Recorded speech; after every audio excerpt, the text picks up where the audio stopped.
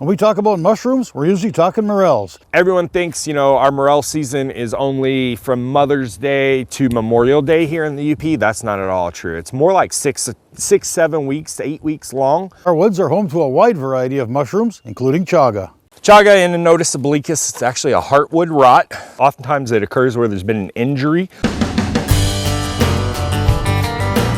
9 million acres of forest, 1,700 miles of continuous shoreline, 4,300 lakes, 12,000 miles of streams, more than 300 waterfalls, 15 counties, 2 time zones, and 1 area code. Welcome to the Upper Peninsula. Welcome to 906 Outdoors.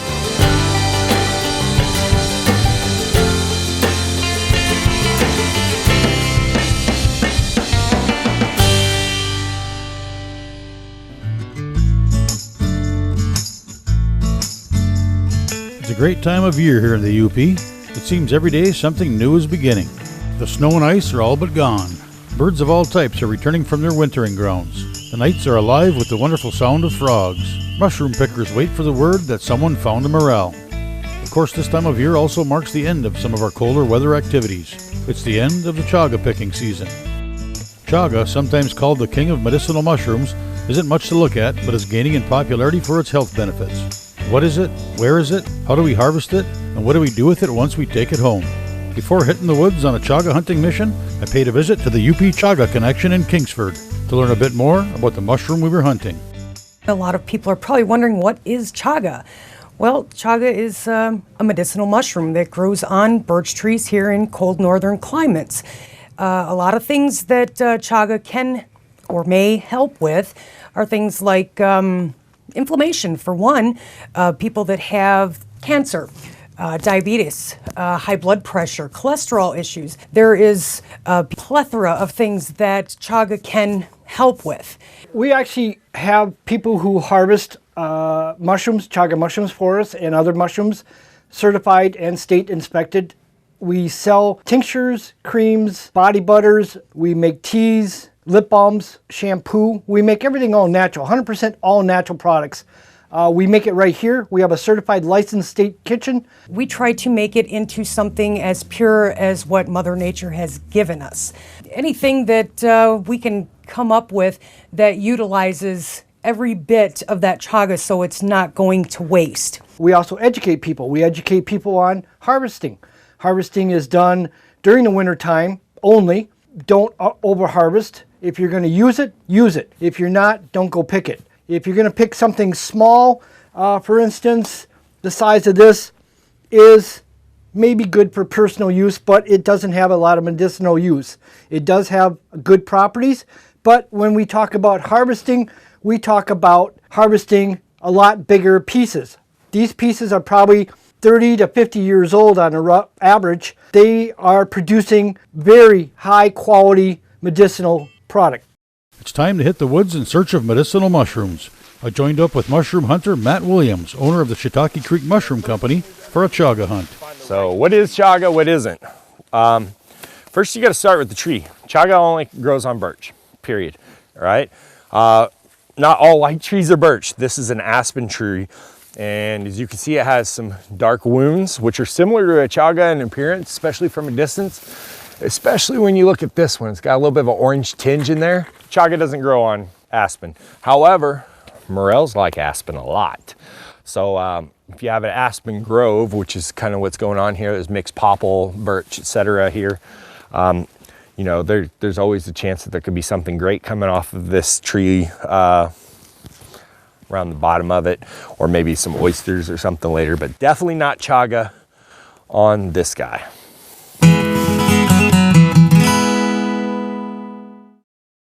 Today's show is brought to you in part by Rapid River Knife Works, home of Michigan's largest custom knife factory showroom.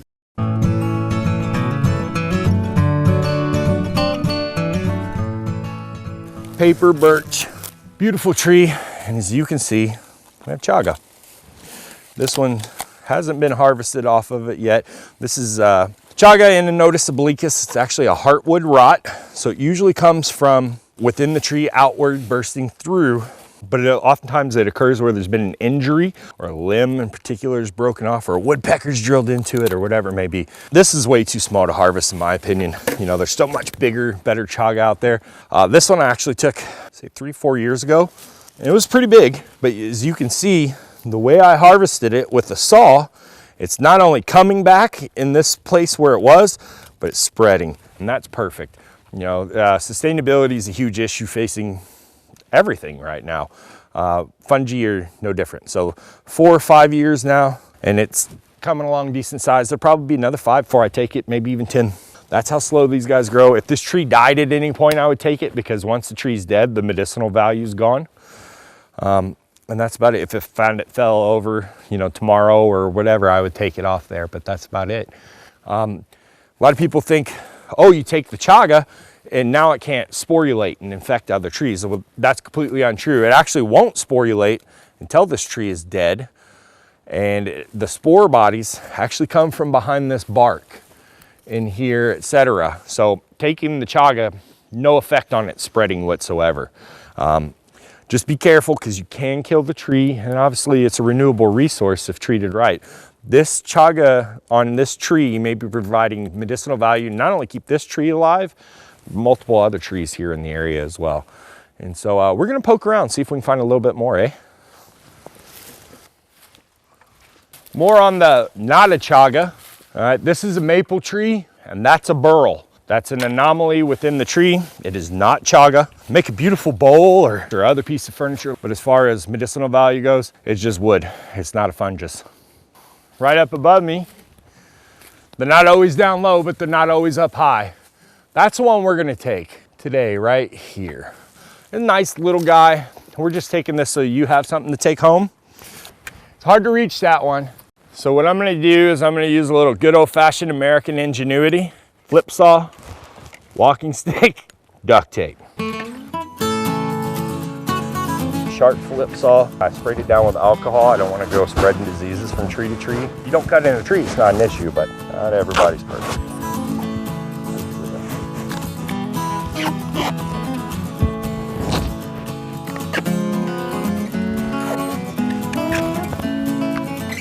I want to cut, but I want to leave some on the tree. And always watch out for dead limbs coming down on your head.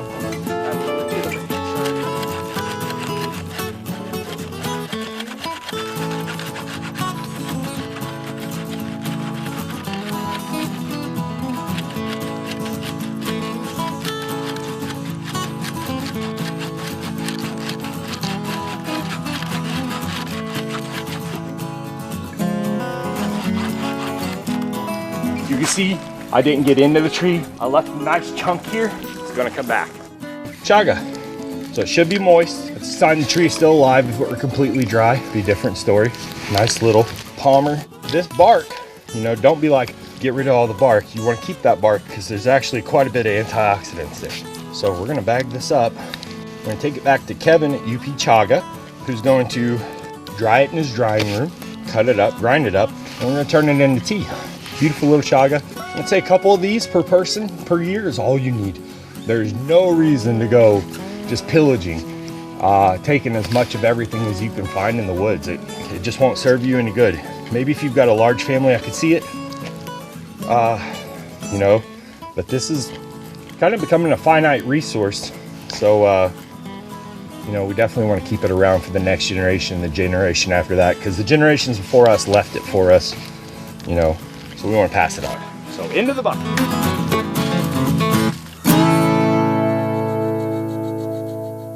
When we get down this kind of like fir, birch, ash, aspen type lowland, swampy lands, there's very high moisture in here, as evidenced by all this moss going on, and dense shade. And this is kind of like a good mushroom habitat, let's just say that.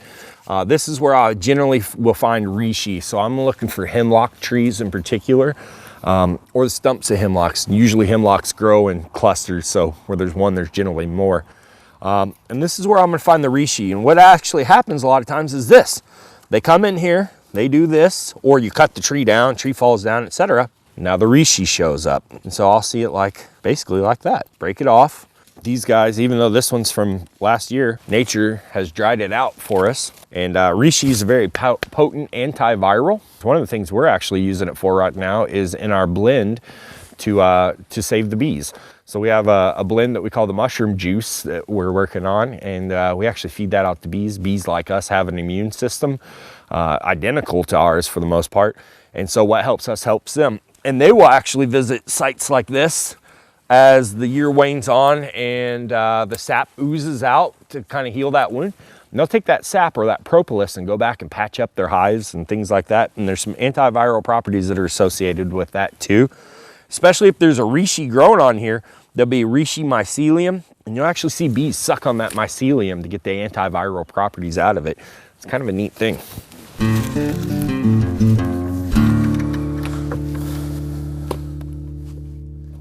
906 Outdoors is brought to you by Race Driven, your source for premier power sports products.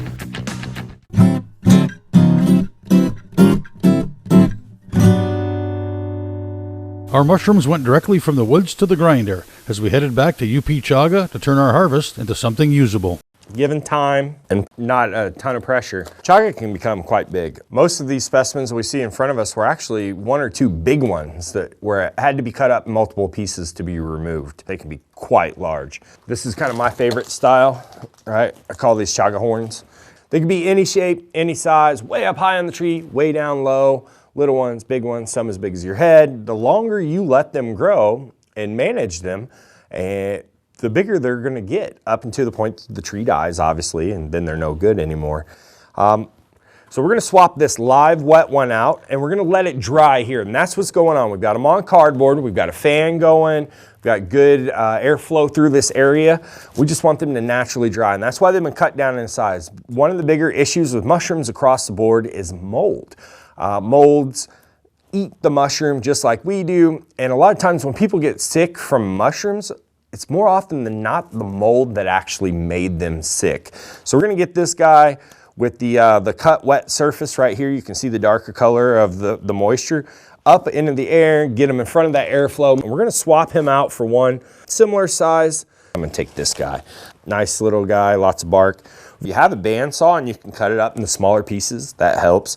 Good luck cutting it with anything else. Hacksaw would work, etc. But the goal here is to get it into smaller pieces. A lot of people use like a spice grinder. It will kill them, and I have killed grinders doing that with these hard mushrooms. So this guy's a nice industrial model. In we go. Put this clamping lid on here.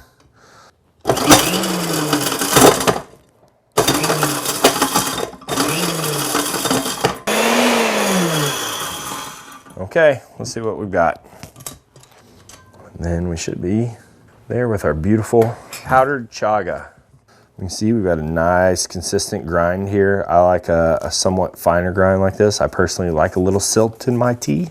So we collected some other stuff while we were out there today. We're gonna make a nice little blend. Chaga is known for a variety of things, from general immune boosting to more specific things like exceptionally good for helping regulate the blood sugar. We're gonna get some turkey tail in there. And like I said, we're just gonna make a nice little blend. And a little bit more turkey tail won't hurt anything. And we've got our reishi in there as well. This is a member of the reishi family. There are multiple members of the reishi family that are found in Michigan, in Wisconsin, up to 4. And we're just gonna use this one, Janoderma tsugae, which is most commonly known as the red reishi, or the varnish shelf, or the hemlock varnish shelf. There are a number of names.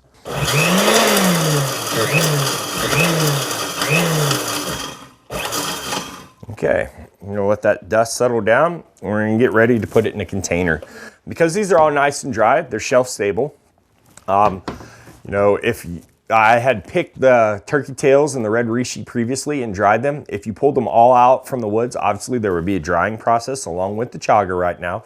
But once we have them good and dry and we grind them up, then they can go in a shelf-stable packaging. If you're really worried about maybe there's some moisture in there, you can always put it in the freezer. Pretty much it'll last indefinitely at that point. Until you pull it out and it thaws out. That thaw-freeze cycle encourages mold a lot. And there we go. Nice blend. And then from here, really it's what you want to do with it. The tea is so pleasant. I hear it all the time. People say, mushroom tea. Mushrooms, I'm kind of iffy on to begin with. I'm not a big fan of the taste or texture or whatever it may be. This is not like a sauteed mushroom, where you've got the texture and all that. This is actually a very, very pleasant tea. A lot of people mix it with other kinds of tea. It's not going to give you a ton of energy like green tea, black tea, etc. would. It's just chock full of caffeine, or like yerba mate with the ephedrine. But it is going to it's going to put some weird pep in your step. It's hard to describe. Like I said, it's very, very pleasant. A lot of people just are surprised at how delicious it is, especially people who drink tea.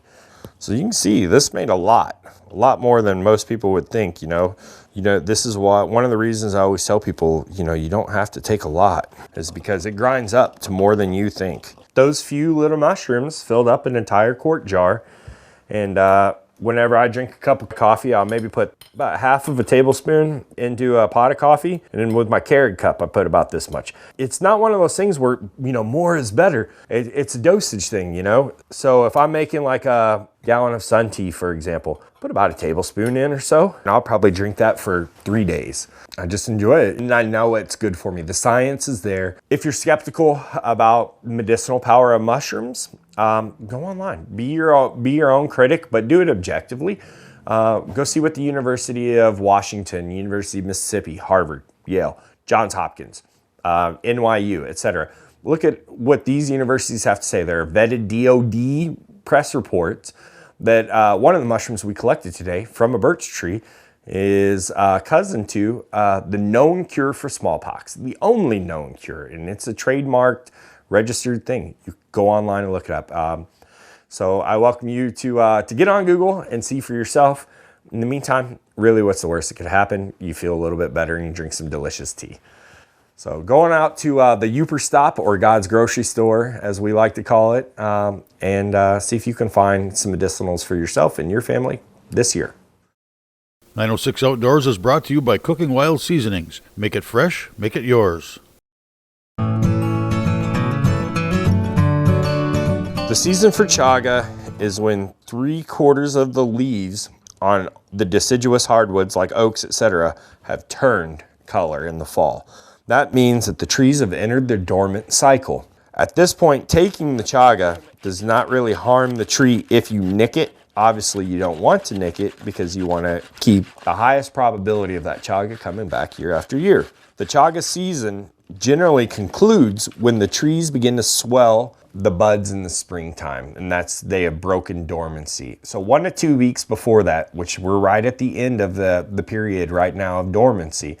So as we begin to see the softer hardwoods like aspen or some of the underbrush begin to grow, right, that generally signifies that dormancy has been broken. Maple syrup, guys, know all about this because it's called bud swell and bud swell taint. It taints the maple syrup. So you have to be very conscious of the trees beginning to grow, at which point the sugar takes on a foul or displeasing taste. Some people say, other people say it doesn't. Birch trees generally begin their sap run at the end of the maple run. The same thing, the tree is broken dormancy, now it's sending up sugars up into the tree. That's when the birch season for birch sap making begins. So if you do have a birch stand and you make lots of birch sap, basically when the sap season starts, the chaga season is over, or the end of maple syrup season, or right about the end of maple syrup season. As the season to harvest chaga comes to its close, we look ahead in anticipation of the season of the morel. So it's early spring here in the Northwoods in the UP. We're in northeastern Wisconsin, just over the border today, in the town of Aurora, where my business, Shiitake Creek, is located. And as you guys can see, there's still quite a bit of snow in the woods. This area faces south, so it melted fast, but as soon as we dip in here, I expect to see quite a bit of snow and ice still. And everybody's kind of stir crazy right now from being in the cabin all winter, etc. And this is a great time of year to get out in the woods. If you're a deer hunter or a turkey hunter, you don't just go in during season and hope that something happens. You've got to spend the time scouting. So everyone thinks, our morel season is only from Mother's Day to Memorial Day here in the UP. That's not at all true. It's more like 7 weeks to 8 weeks long. And it starts in a progression, and it goes with different species. The first ones to show up are the true black morel, or Morchella angusticeps. Unlike the yellow morel, the black morel is spread out. You may find one every 50 feet, every 200 feet, whatever it may be. So you really have to work for them. You do have the advantage of not having a ton of underbrush blocking your view. And so when I'm looking for these, I'm looking for big, old popple trees. The more the better. And then when I look at the ground, I'm looking for specific features that hold moisture in the ground or warm up sooner. Like as we can see these rocks right here, the sun hits those rocks and warms them up sooner.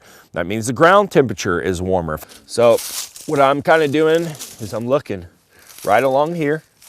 You know, this spot right here, perfect little spot, blocked from the wind. Nice couple rocks here, south facing exposure, etc. South facing hills will warm up first, west facing hills next, and then east, then north. Out away from that, underneath all this insulative leaves and other forest stuff, it's going to be chillier. However, right up on those rocks, that soil temperature is going to be much higher surrounding it. And so that's an early spot or a microclimate. And those rocks and other features laying on the forest floor also retain moisture, which morels, of course, like all mushrooms, love moisture. And so as I'm looking around, I'm looking for little tints of leaves, especially if it's raining. That's personally my favorite time to go, or the day after a rain.